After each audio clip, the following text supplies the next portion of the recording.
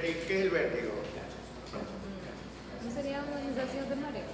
No. Una sensación de mareo. ¿Qué es el vértigo? Una sensación como de desequilibrio.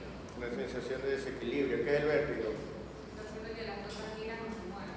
Correcto. Cuando usted habla de desequilibrio, mareo, está hablando de cosas que pueden significar otras, ¿no? Cuando hablamos de vértigo específicamente, estamos hablando de una sensación de giro, una sensación de rotación, una sensación de que las cosas giran alrededor de uno o que uno gira alrededor de las cosas.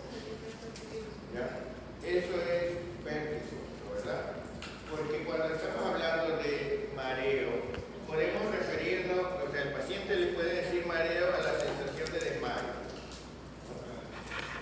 ¿ya? Que puede ser una lipotimia o síntoma. Le puede decir mareo a la sensación de desequilibrio, que puede ser una ataxia, ¿ya? Le puede decir mareo a la astenia, ¿ya? Entonces, incluso cuando el paciente tiene, por ejemplo, una hemiparesia, puede ser que no pueda caminar bien y diga que estoy mareado, ¿ya? Cuando está, a ver, sí, cuando el paciente siente que gira o directamente ve que gira, que a veces, y eso es lo que digo, cuando el paciente realmente ve girar las cosas, ahí hablamos de vértigo auditivo, ¿no? Porque el paciente puede tener la sensación de que las cosas giran, pero no ver las cosas girar, ¿ya? ¿Ya? La persona siente, aún con los ojos cerrados puede a veces sentir que ella gira totalmente, ¿ya? Pero cuando la persona con los ojos abiertos ve que el mundo le da vueltas, ¿ya? Eso es un vértigo auditivo. ¿Y qué hablamos con por qué el paciente vería las cosas dar vueltas?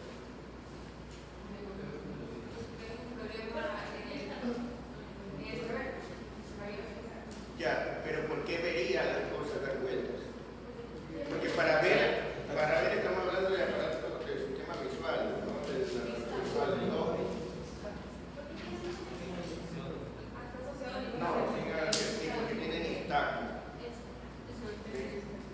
¿Ya? ¿Qué pasa cuando el paciente tiene nistagmo? Cuando el paciente tiene nistagmo horizontal clásico, que es el nistagmo que tiene una fase lenta y una fase rápida, ¿no? Los ojos se desvían hacia un lado en la fase lenta y rápidamente regresan a su posición en la fase rápida, ¿no? En la fase correctiva. Entonces, ¿qué ocurre cuando el ojo se desvía? Que como el ojo se está desviando, la imagen se está moviendo, ¿verdad? Cuando pasamos a la fase correctiva, regresamos tan rápido que el cerebro no alcanza a registrar eso, y entonces el cerebro simplemente registra que todo el mundo se está yendo por un lado. ¿Me explico? Entonces el nistagmo provoca vértigo.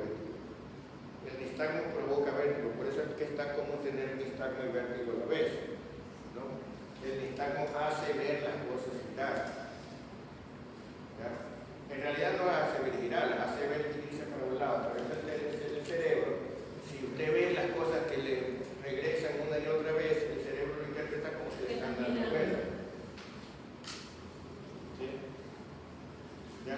Es exactamente lo que le pasa a usted si se pone a dar vueltas, ¿no? A usted se pone a dar vueltas y de pronto se para, ¿qué es lo que ve? Ve las cosas que giran y usted y se cae, ¿no? ¿Verdad? ¿Por qué se cae? Porque todo su sistema motor involuntario trata de mantenerse de pie en un mundo que está girando. Y para mantenerse de pie en un mundo que está girando, usted tiene que hacer esto.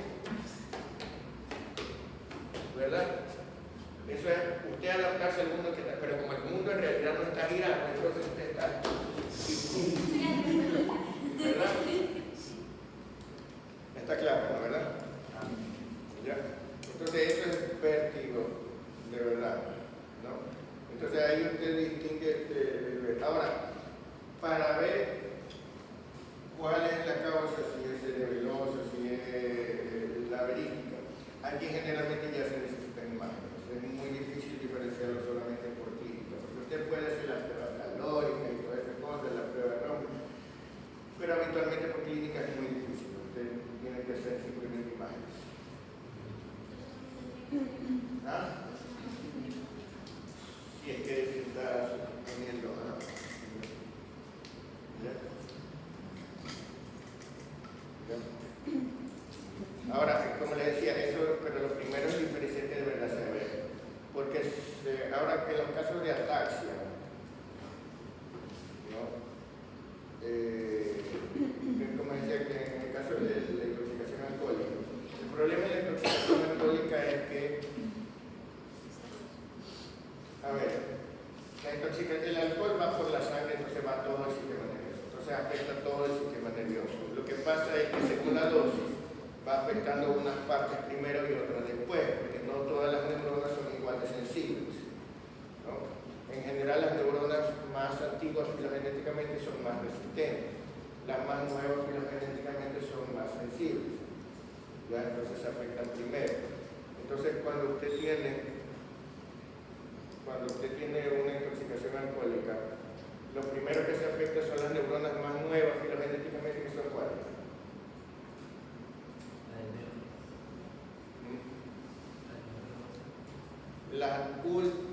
Lo último que desarrolló el ser humano.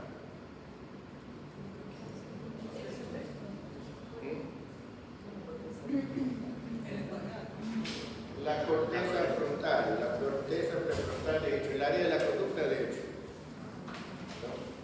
La corteza cerebral, ¿no? ¿Qué es lo primero que pasa cuando se ponen happy? Se desinhiben, ¿no, verdad? ¿Ya? Se toman un poquito así como que me le quiero declarar a esta chica, entonces voy a tomarle unos traguitos para hacer valor. Así dicen, ¿no? ¿Ya? Claro, termina llorando, pero inicialmente ese era el objetivo. pero el objetivo era, pero ¿qué es lo que? Pero, ¿cuál es el objetivo de coger valor? En realidad, es valor.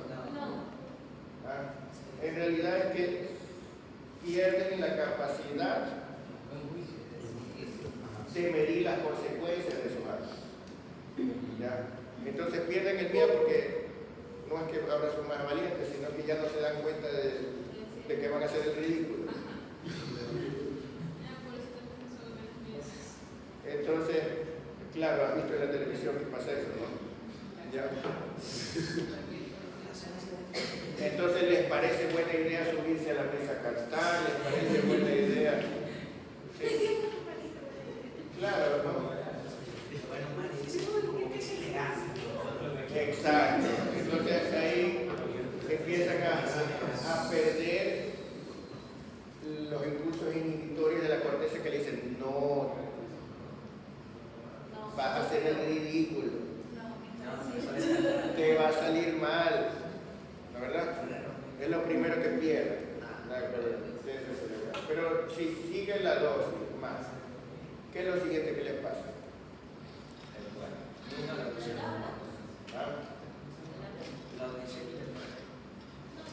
¿Qué pasa con el área de Broca, el área del lenguaje? En vez de hablar como distribuidor, no sé por qué piensan que estoy borrado. ¿Verdad? ¿Por qué hablan así? Porque se empieza a afectar las conexiones de lenguaje, ¿verdad? Pero miren, pasamos de corteza cerebral a cerebelo. Cuando hablamos de cerebelo, lo empiezan a dar un síndrome cerebeloso, ¿no? Un síndrome cerebeloso que empiezan a tener ataxia cerebelosa. Pero la ataxia cerebelosa incluye muchas cosas, ¿no? La ataxia, ¿cómo afecta a los ojos? Hace que, se supone que la coordinación de los ojos es mirar a donde debes, pero ahora se empiezan a desviar. Pero resulta que los ojos tienen un montón de vías que sirven para ponerlos en su sitio. Entonces se empiezan a desviar, pero otra vía los regresa. Y se empiezan a desviar y otra vez los regresa. Es como cuando usted está cansado y empieza a cabecear. Empieza a desviar y algo lo regresa. Es lo mismo, pero a nivel de los ojos, y como el movimiento es mucho más rápido, entonces empiezan a hacer eso. Y eso se llama nistagmus. Y eso hace que sienten que las cosas dan vuelta. Pero además de eso empiezan a tener ataques y entonces no pueden coordinar los movimientos y entonces así como que yo no sé por qué no entra la llave.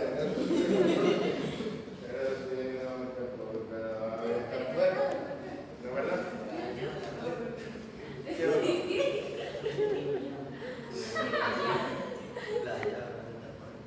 ¿Ya? Y empiezan a caminar y empiezan a caminar. ¿Verdad? Empiezan a tener limpase, empiezan a tener todo el síndrome cerebroso. ¿Ah? Sí, lo he visto en pacientes. No, solo eso lo he estudiado en la vida. Y entonces, cuando se acuestan, también cierran los ojos y tienen la percepción de que se Pueden caen. tener eso. Y eso es vértigo. Claro. Entonces, el paciente tiene vértigo, tiene disartria, no, la misma ataxia en la lengua y en la boca produce disartria. Entonces son diferentes manifestaciones de ataxia misma. ¿Ya? Sí. Ahora, si eso aumenta, ¿qué es lo siguiente que les pasa? Vomitan. La verdad, se estimula el centro del vómito. ¿Ya? El área postrema detecta que hay un tóxico muy elevado de sangre y dice hay que sacarlo. Y gracias a eso no se mueren así nomás, porque empiezan a vomitar. ¿No? ¿Sí? Y si aumenta más, se duermen. ¿La verdad? Se duermen y ya se deprime el sistema nervioso. Y si pudiera seguir, porque ya cuando se duermen ya no siguen tomando, pero si pudiera seguir, ya lo siguiente sería el paro cardiorrespiratorio. Pero gracias a Dios se duermen. ¿Ya? Entonces, a menos que estén los amigotes rellenándolo, normalmente no se mueren. ¿No? ¿Sí o no? ¿Ya? O se mueren porque se les ocurrió que era buena idea salir caminando por la ventana, o porque se les ocurrió que era una buena idea ponerse a... ¿Ves que sí pasa? Sí pasó. ¿Ya? O sea, yo sí he visto gente... Sí, es noticia de los dolores. Yo sí he visto gente morirse porque les pareció que era buena idea salirse caminando por la ventana, o porque les pareció que era buena idea conducir. Simplemente porque a usted le dicen si está borracho no conduzca, pero dígale pues, al borracho ese. El borracho. Por eso que le digo no se emborrache. Porque eso de decir, bueno, cuando yo esté borracho no haya borracho, ¿usted qué sabe qué va a hacer cuando esté borracho? Cuando esté borracho va a creer que yo siento que yo sí puedo. Y ahorita conmigo mejor que hago. ¿Es o no es? O sea, yo sé que nunca he vivido esa experiencia, pero de todas maneras. Pero les comento Para que sepan.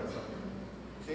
Bueno, no se emborrachen, porque ustedes no saben qué se les va a ocurrir estando borrachos. Y ustedes van a ser responsables incluso legalmente de lo que hagan estando borrachos. No importa que no se acuerden, no es que si no me acuerdo no pasó. No. Igual va a haber pasado, igual van a tener que vivir con las consecuencias si algo pasa.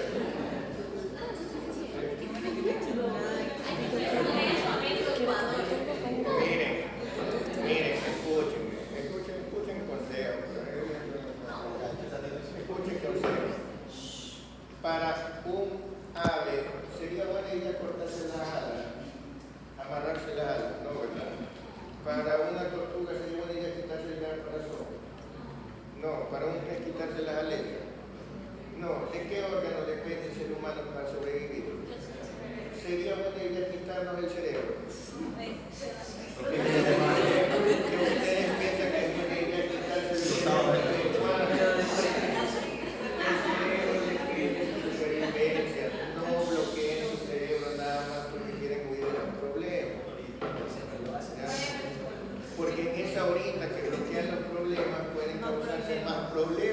que no sé cómo irán a bloquear después.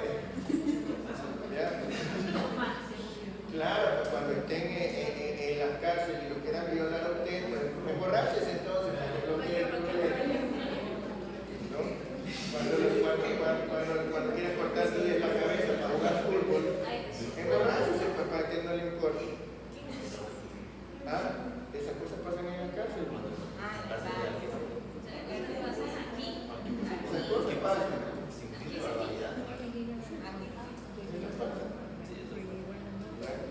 Entonces ya, ahí igual ahí le voy a decir, ya podemos la HC total.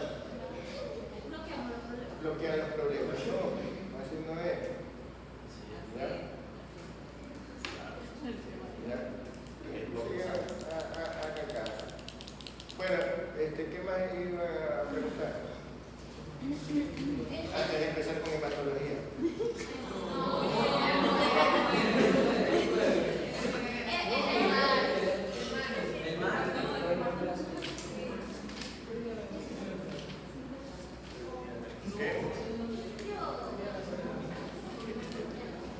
Si tienes un paciente con pérdida de la conciencia, un paciente en coma, un paciente con deterioro del nivel de conciencia, ustedes deben haber leído ahí en el libro todas las agresiones al sistema nervioso, no tienen que hacer una lista de pero cuando ustedes tienen un paciente con pérdida de la conciencia, ¿por qué se pierde la conciencia? ¿Qué lesión tiene que haber para que se pierda la conciencia?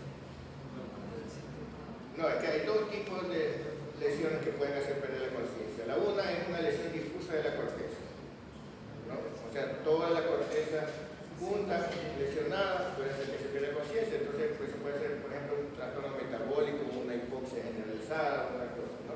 Porque no va a decir que la hiponatremia afecta a una parte del cerebro, no afecta a todo, ¿no? La hipoglicemia, por ejemplo, la hipoglicemia severa puede ser que te desmayes, eso afecta en general, es una lesión difusa, ¿ya? Pero también puede ser una lesión en el tallo encefálico y la formación reticular, ¿no verdad? Entonces, cuando tienes un paciente en coma, tú lo que tienes que diferenciar es si se trata de una lesión difusa de la corteza o se trata de una lesión de tallo encefálico. ¿Y cuál es la mejor manera de ver cómo está el tallo encefálico? Pares craneales, evaluar clínicamente los pares craneales. Que generalmente evaluando pares craneales tú evalúas tallo encefálico. ¿Sí? Y entonces ahí tú decides qué es mejor hacer, resonancia, ¿sí?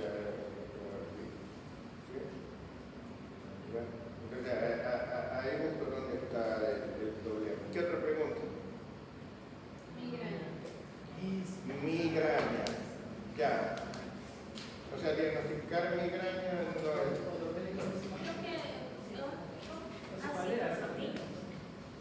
A ver, la migraña, en la etiología de la migraña hubo toda una historia de polémica, ¿no? Desde la hipótesis de que es un tipo de epilepsia, la hipótesis vascular, la hipótesis, bueno, actualmente podríamos decir que la migraña tiene mucha relación con la epilepsia, ¿no? Tiene un componente genético. ¿Sí?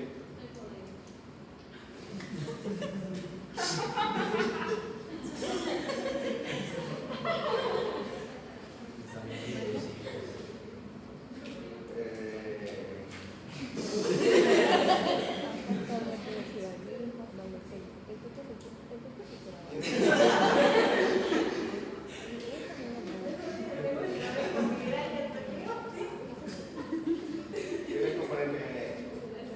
¿Ya? ¿Sí? Se da más o menos, las crisis suelen comenzar en la adolescencia o en los adultos jóvenes, ¿no verdad? Suelen comenzar a la misma edad a la que suelen comenzar las crisis epilépticas, ¿verdad? Se da en episodios por acceso, ¿no verdad? Como la crisis epiléptica. Hay una actividad eléctrica cerebral durante la migraña. ¿Sí? ¿Ya? La diferencia, ¿cuál es? La diferencia es que no hay, normalmente, la mayor parte de los casos no hay convulsiones ni nada de eso. sino que lo que hay es dolor de cabeza, ¿verdad? Un dolor de cabeza que está en relación con vasodilatación y vasoconstricción, con fenómenos vasculares. Pero se ha demostrado que esos fenómenos vasculares se producen localmente en el cerebro, en el mismo sitio en que se están dando las corrientes eléctricas. ¿Ya? Entonces es probable que sea la actividad eléctrica cerebral la que provoca la vasodilatación y la vasoconstricción local del hueso. ¿Ya? Entonces probablemente sea, como quien dice, una variante de la epilepsia, que ahorita no se la cataloga así porque todavía hay polémica sobre eso, pero eso es lo más probable. Es probable que se trate de una forma variante de epilepsia, pero que en vez de dar crisis, lo que da es crisis de dolor de cabeza, crisis de vasodilatación y vasoconstricción, que es lo que hace dar el dolor de cabeza, ¿no? También dice una epilepsia ausente, se debate que esto podría ser una epilepsia ausente. Pero no es una crisis de ausencia, ¿no? Una epilepsia sin manifestaciones de convulsión. ¿Ya? Muchas veces tiene aura, y por supuesto esa es la migraña normal. La migraña puede tener también migraña complicada en que puede haber síntomas neurológicos después, ¿no? Después de la migraña quedar una hemiplegia, quedar una parálisis, quedar algo, ¿no? ¿Ya? Claro, puede haber trastornos visuales, etc. Entonces, eso es lo que actualmente se piensa sobre la migraña, pero ya te digo, esa tesis de la epilepsia la pusieron, la sacaron, la volvieron a poner y se ha hecho un relato, pero ahora eso es lo que parece ser.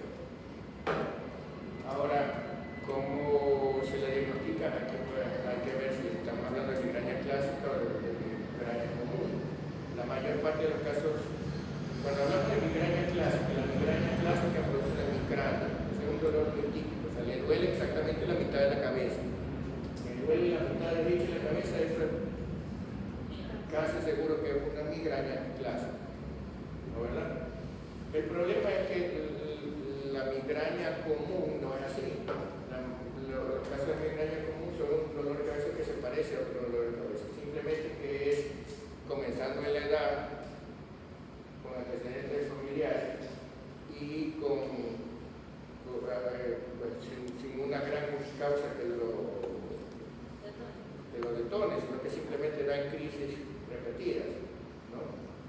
Entonces, no es pues como a cualquier persona que le duele la cabeza cuando tiene una infección, que le duele la cabeza cuando no ha dormido, que le duele la cabeza cuando ha tenido golpe, que le duele la cabeza, no, a este de repente le da un dolor de cabeza intensísimo y le da esas crisis repetidas, entonces es más probable que se trate de una migraña, sobre todo si hay otros síntomas neurológicos, ¿no? Si hay,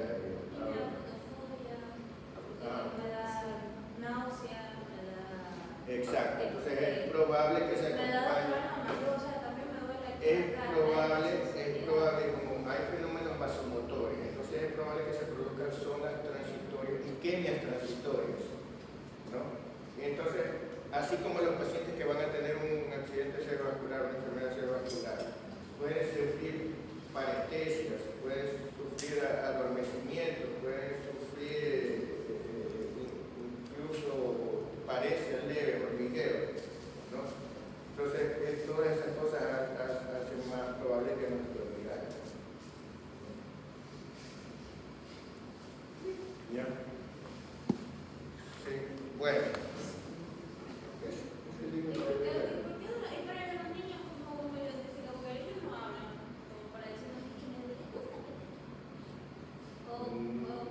A ver, los niños, lo que pasa es que la migraña suele empezar cuando ya son mayores, ¿no? Antes es improbable que sea migraña, porque la edad clásica de la migraña es el adulto joven, el adolescente, el adulto joven, la edad clásica en la que empieza a atacar migraña. Entonces, generalmente cuando vemos migraña en pediatría son adolescentes cuya mamá, papá o algún otro familiar ya ha tenido migraña diagnosticada, o por lo menos crisis de dolor de cabeza que uno ya se da cuenta que eso también es migraña, ¿no? La migraña en niños pequeños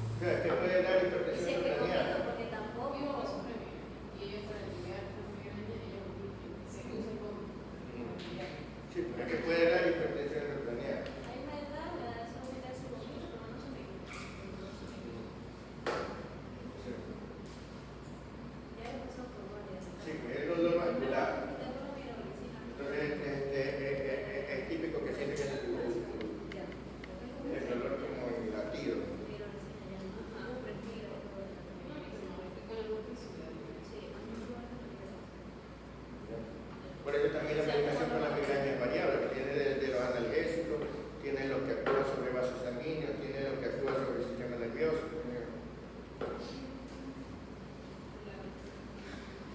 Bueno, ¿alguna otra pregunta? ¿Tiene que ver Seguimos. con la visión? ¿Qué? ¿Tiene que ver con la visión? ¿Tiene que ver? A ver, en sí no tiene que ver directamente con la visión, pero el sistema nervioso tiene que ver con la visión. Entonces, dependiendo de dónde está el sitio, puede ser que te dé síntomas visuales, puede ser que te dé síntomas auditivos, puede ser que te dé síntomas. Entonces, es muy frecuente que dé, por ejemplo, hay pacientes con migraña que hacen escotomas durante la migraña, hay pacientes con migraña que ven lucecitas o que tienen alucinaciones visuales durante la migraña. Hay pacientes, claro.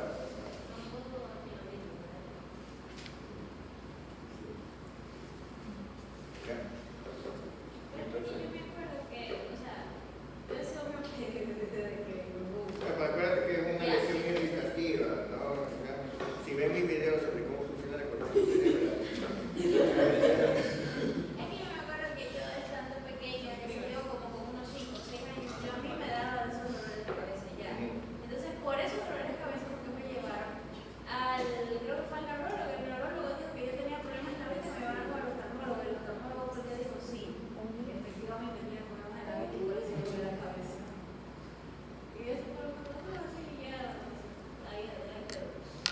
Se me quitó por un tiempo, pero yo ya cuando estaba más grande, como por 2 o 13 años. No creo. A ver, los trastornos de refracción pueden causar cefalea, ¿no? El trastorno de refracción son la miopía, la hipermetropía, la astigmatismo, etc. ¿no? No necesariamente lo producen. Cuando usted tiene trastorno de refracción, usted tiene que ver si esa es la única causa o no. Por eso estamos hablando de providencia. ¿Ya? También puede darte dolor de cabeza en el momento en que haces un cambio brusco. Por ejemplo, cuando te pones recién los lentes, ahí puede ser que te duele la cabeza un día o dos, ¿no? Porque no estás acostumbrado a eso. A ver, mucho. No estás acostumbrado a ver.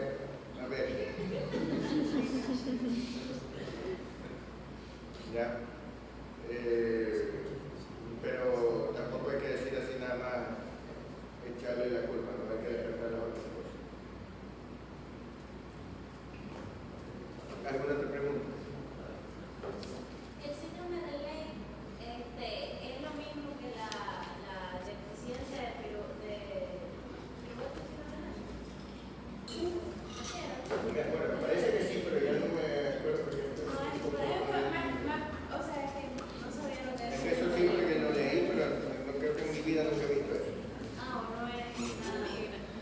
Porque me parecía que todos los síntomas metabólicos los estaban ahí todos y ahora el síndrome de Leigh que tenía se me olvidó porque tampoco eso lo vamos a ver. Eso no va a tocar. Ah, ya. Tenía deficiencia de carbonato de hidrogenasa, también tenía deficiencia de complejo 1 y otro complejo también. La hiperolipidemia, sí, la hiperolipidemia. También tenía deficiencia de complejo 1, o sea, siento que Sí, eso todo son es lo mismo, metabolopatías. pero Las metabolopatías son todo un grupo de crisis que son todos los capítulos. Todas ellas son raras. En conjunto no son tan raras, ¿no? Pero cada una de ellas individualmente son raras. Las debe sospechar. No. Cuando tienes un paciente que en la etapa de lactancia empieza a hacer vómitos progresivos y no encuentras ninguna otra explicación, piensa que es un vómito neurológico, ¿no? Y sobre todo si después empiezan a hacer síntomas neurológicos como por ejemplo retraso mental o convulsiones, ¿no? Y no le encuentras una causa orgánica, o sea, no ves hidrocefalia, no ves tumor, no ves esto. Entonces ahí tú tienes que ver metabólicamente cómo está y generalmente encuentras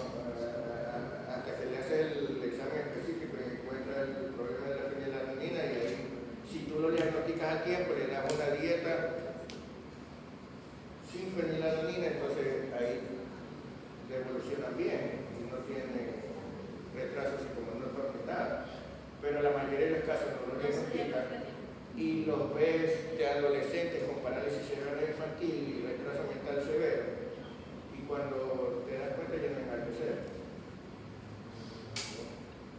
¿No? Porque los médicos asumen que tuvo asfixia perinatal o algo de eso, y en realidad no gusta de eso.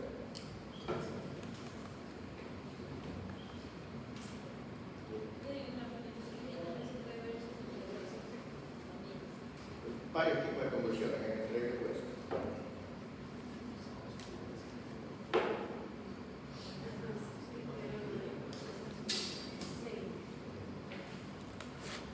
¿Alguna otra pregunta? ¿O comenzamos con...?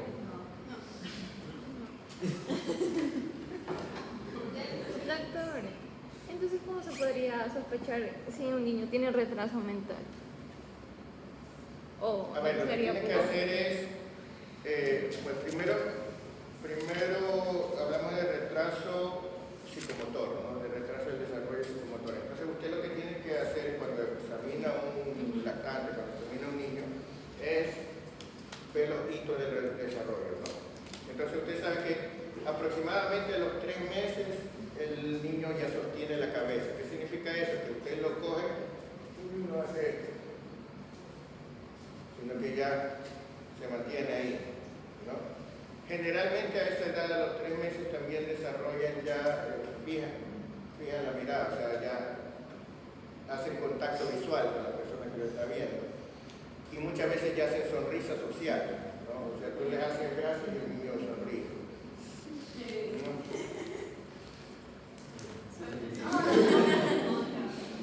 ¿Ya? ¿No? Y así tú vas viendo los hitos de cada edad. Ahora, eso hay una variación individual. Por ejemplo, yo puedo esperar que haya sonrisa social recién a los 6 meses. Pero si yo no tengo sonrisa social a los 6, 7, 8 meses, ya hablo de ¿no? Entonces, normalmente a los 3 meses, por ejemplo, tengo esas cosas. A los 5 meses ya pueden estarse sentando con ayuda, así apoyados, ¿no? 5 o 6 meses ya deben estar. Ya a los 10 o 11 meses ya por lo menos deben pararse, aunque sea cogidos, ¿no? ¿Sí? Ya cerca del año de edad varía, puede ser que empiecen a caminar, ¿no? Depende, algunos caminan a los 11 meses, otros se demoran 1 año y varios meses. Pero si tiene 2 años y no se levanta, pues ya. Entonces, en cada una de estas cosas tiene que haber una progresión en el desarrollo, ¿no? A los 2 años ya tiene que haber dicho por lo menos un par de palabras, así. Y entonces, a medida que yo voy viendo eso, yo voy viendo esta edad, entonces yo puedo decir está retrasándose su desarrollo. Y ahí yo tengo que ver qué es lo que pasa, ¿no? Si solo se trata de un desarrollo de lenguaje, si se llama de desarrollo de nada. Claro que hay niños que desde el principio yo puedo notar, por ejemplo, hay algunos que nacen con hipotonía generalizada. Entonces ahí ya yo desde el principio ya sé que tengo que buscar algo, ¿no? O con rigidez generalizada, o con pistótono, con alguna postura normal. Ya desde ahí tengo que buscar qué pasó. Pero si no, entonces yo tengo que ir viendo lo que se llama los hitos del desarrollo del niño. Entonces ustedes pueden buscar en cualquier parte, porque a lo mejor no se acuerdan bien, pero ustedes pueden buscar en cualquier parte qué debe hacer el niño a los 6 meses, qué debe hacer el niño, qué hitos del desarrollo debe hacer esto. Y entonces pues, tienen su paciente de tal edad, entonces ustedes buscan a esta edad qué debe ya haber hecho. O sea, ya debe ser capaz de agarrar, ya debe ser capaz de agarrar con los dedos, ya debe ser capaz de hacer esto del otro, ya debe ser capaz de decir una palabra, 2 palabras, 10 palabras, ya debe ser capaz de hablar oraciones base concretas. Ya, ustedes van revisando y pueden decir este niño está bien, o está desarrollándose lento, o está dentro de lo normal, etc. ¿Ya? Con eso pueden hacer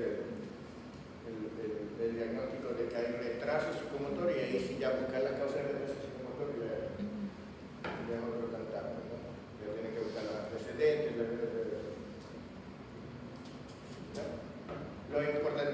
también es importantísimo que determinen si el retraso psicomotor es por un problema desde que nació, por un problema de antes que nació, o si se estaba desarrollando bien y regresó, retrocedió, ¿no? Porque son diferentes las causas que ven cada uno. ¿Ya? aquí vemos, por ejemplo, un síndrome que se llama afasia epiléptica adquirida o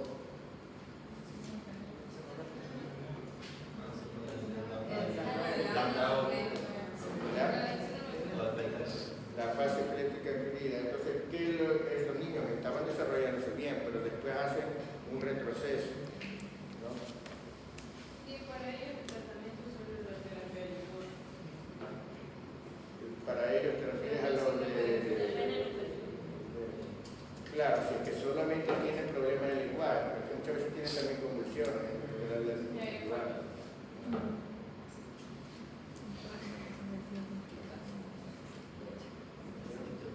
Pero ¿por qué un retraso? O sea, el retraso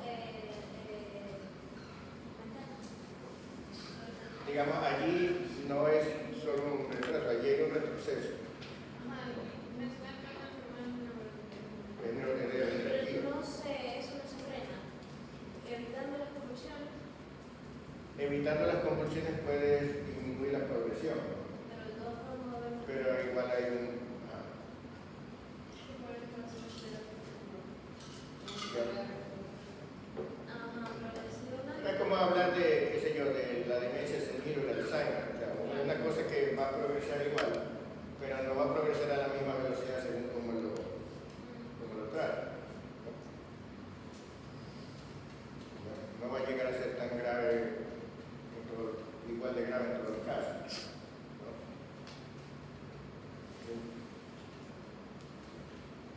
¿No? El autismo también, ¿no?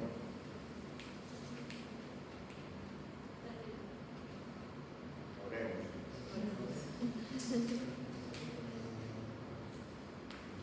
En el síndrome de Tourette que A ver, en el síndrome de Tourette hay, es que puede haber varias cosas, ¿no? Lo que la gente recuerda clásicamente es la cacofonía, ¿no? Las personas dicen cosas, insultan, hablan, pero en realidad lo que tenemos es una lesión irritativa del lóbulo frontal, ¿ya? Que hace que las personas hagan o movimientos o actos involuntarios, ¿no? En zona premotora, así mismo cuando vean mi video, en zona premotora, una lesión irritativa, ¿qué es lo que hace? Pues la zona premotora, ¿qué es lo que hace? Coordinar movimientos. Así, el área de bloque está en la zona premotora. ¿Qué es lo que hace? Coordinar el lenguaje, ¿verdad?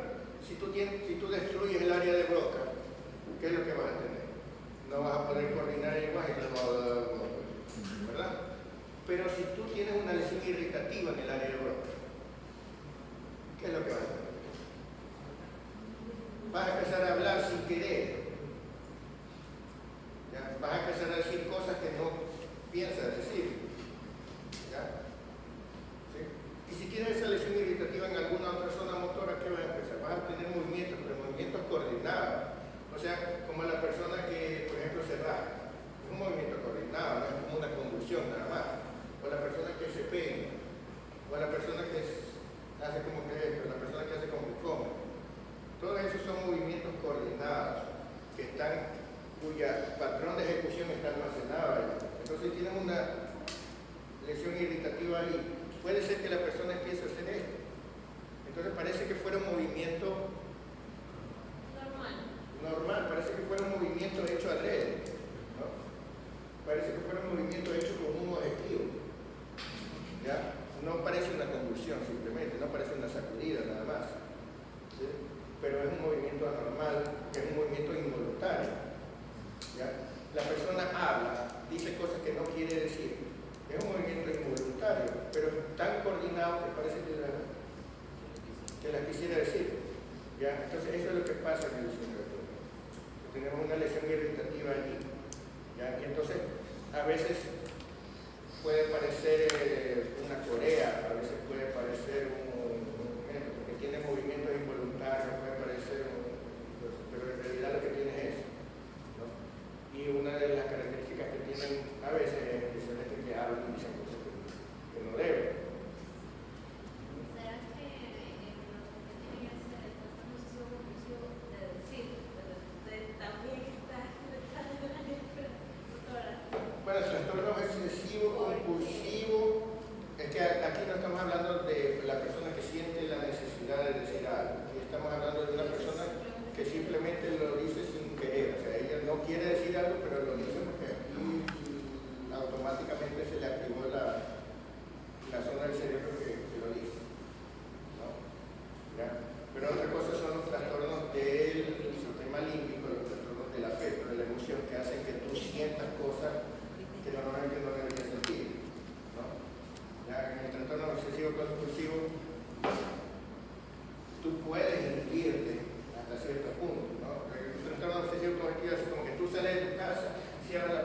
vas y 2 metros más allá, ¿será que no se ve la puerta?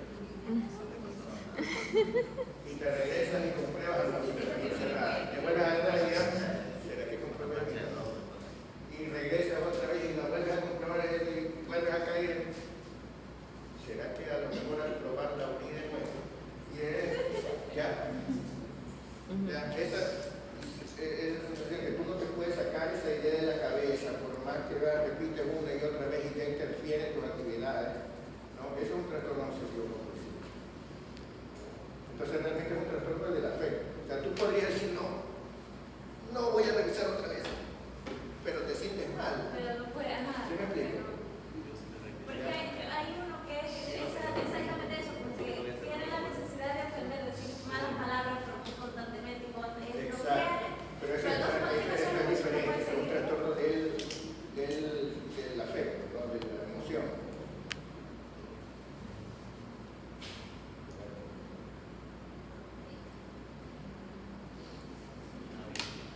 ¿Alguna otra pregunta? ¿Ustedes están? Estamos preguntones. Tienen que lleguen las 9 y no pueden empezar. No todavía no conseguido. No, falta 5. Bueno, entonces, leo cositas.